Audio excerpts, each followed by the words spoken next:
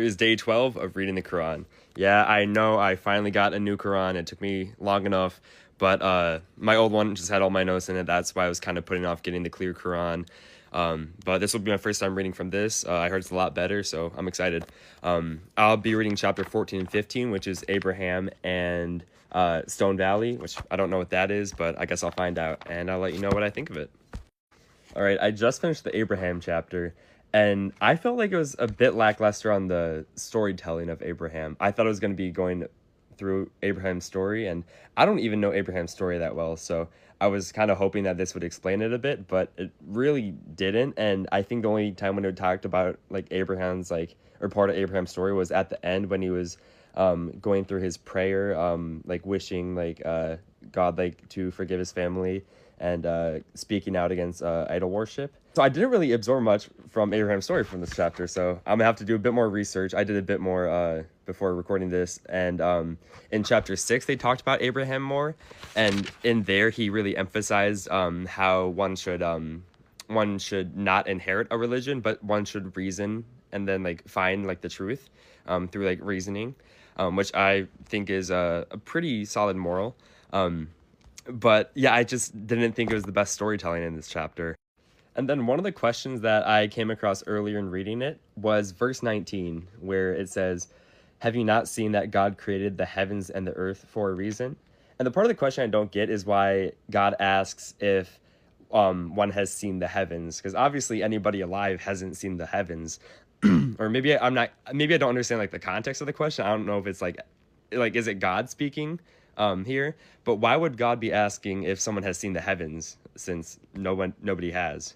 And then something I found interesting in this chapter was in verse 24, where it was talking about the comparison of how good words can be compared to good trees, where they're rooted into the ground and then they branch up, then there's leaves in the sky.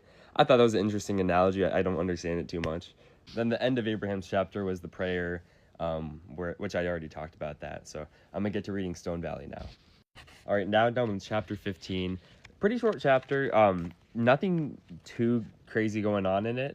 One thing that happened was that Abraham did get visited by more angels. Then also angels visited the Lot. I thought one of the cool takeaways I got from that was it talked about angels and jinn. I tried to do a bit of research on how Muslims think of angels and jinn in the world as of today, since from what I saw, they do believe they are still present in a way, but they don't really do or cause supernatural events. It's more so dictating decisions or something like that. I gotta look into that more. But another really cool takeaway I got from this chapter was in verse 87, where we have certainly granted you the 7 often repeated verses and the Great Quran. And I didn't know what those 7 verses were, but then it just ended up being chapter 1, just the first 7 lines in that. And so apparently that said for every prayer. That's probably a pretty important piece of information, and I'm surprised I haven't known about it until now. Also, one cool thing I noticed about this book is that there's a lot of very frequently asked questions at the start of this book. Just talking about who is Muhammad, what is Sharia law, why do women wear hijabs, how does the Quran change, or do the Quran copy the Bible, things like that. So it was just some cool information that explains a lot of Islam at the start there. So I'll probably read through all those too. I also did talk to the Muslim lantern again. We had a longer conversation than the first time, which is good.